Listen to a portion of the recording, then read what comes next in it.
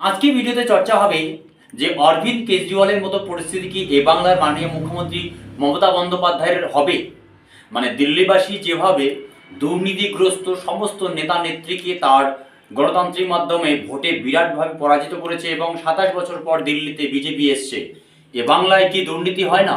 হ্যাঁ, অবশ্যই হচ্ছে।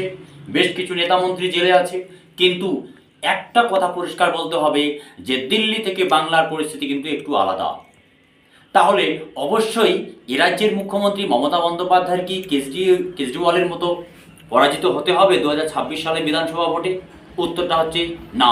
তার কারণটা হচ্ছে যেভাবে মোদি অমিত শাহরা কেজরিওয়ালের বিরুদ্ধে অ্যাকশন নিতে কোনো পরোয়া করেননি এবং প্রয়োজনে তাকে অ্যারেস্ট করেছেন এবং গ্রেপ্তার পর্যন্ত করেছেন, সেই পরিস্থিতিতে কিন্তু এই বাংলায় কিন্তু হয়নি।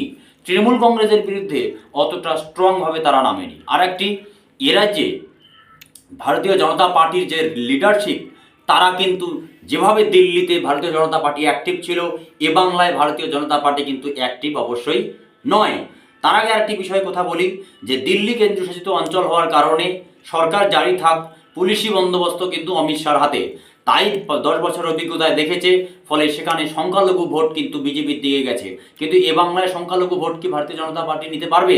উত্তরটা হবে না। বর্তমানে যে 294খানা লোকসভা বিধানসভা সিট রয়েছে, তার মধ্যে কিন্তু 90খানা সিট মুসলিম ভোট যেদিকে সেদিকেই জয়। ফলে 294-এর মধ্যে 90খানা সিটে ভারতীয় জনতা পার্টির কোনো স্বপ্ন এই মুহূর্তে নেই বললেই চলে।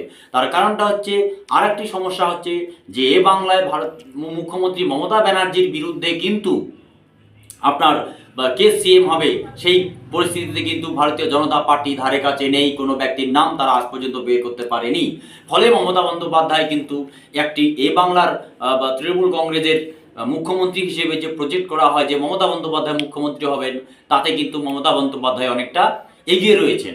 আরেকটা হচ্ছে, দিল্লির মানুষ যেভাবে বিচক্ষণতার সাথে অরবিন্দ কেজরিওয়ালের সুযোগকে কাজে লাগিয়ে এখন আবার নতুন করে সুবিধা দেবে ভারতীয় জনতা পার্টি, সেটা নিতে যারা যতটা বিচক্ষণ দিল্লিরবাসী, সেই বাংলায় কিন্তু অতটা বিচক্ষণতার পরিচয় এ বাংলার মানুষ দেখাতে নাও পারেন। কারণ দিল্লির মানুষ কিন্তু সেই 300 ওয়াট পর্যন্ত ফ্রি বিদ্যুৎ বিল, ফ্রি বাসে চলাচল, মহিলাদের বিরাট সুবিধা দিল্লিতে, তারপরেও কিন্তু অরবিন্দ কেজরিওয়ালকে পরাজিত করিয়েছেন। আর একটি গুরুত্বপূর্ণ কারণ, একটি পয়েন্ট আমি আপনাদের বলবো যে রাহুল গান্ধী যেভাবে ইন্ডিয়া জোটের যে পার্সেন্টেজ ভোটের আছে আপনারা ভালো করে জানেন, তাতে কিন্তু যদি ইন্ডিয়া জোট হতো তাহলে ভারতীয় জনতা পার্টি কিন্তু দিল্লিতে ধুয়ে মুছে সাফ হয়ে যেত।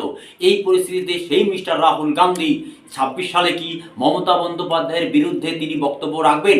এক কথায় উত্তরটা হচ্ছে না। কারণ যেই ভোট কাটাকাটির রাজনীতিতে যদি ইন্ডিয়া জোট, কংগ্রেস আপ জোট হতো, তাহলে ভারতীয় জনতা পার্টির কিন্তু স্বপ্ন দিল্লিতে চুরমার হয়ে যেত। সেই পরিস্থিতিতে মিস্টার গান্ধী আগামীতে দিল্লির স্বপ্নকে পরিষ্কার করার জন্য এই সমস্ত কিছু আঞ্চলিক দলকে সাবধান করে দিলেন।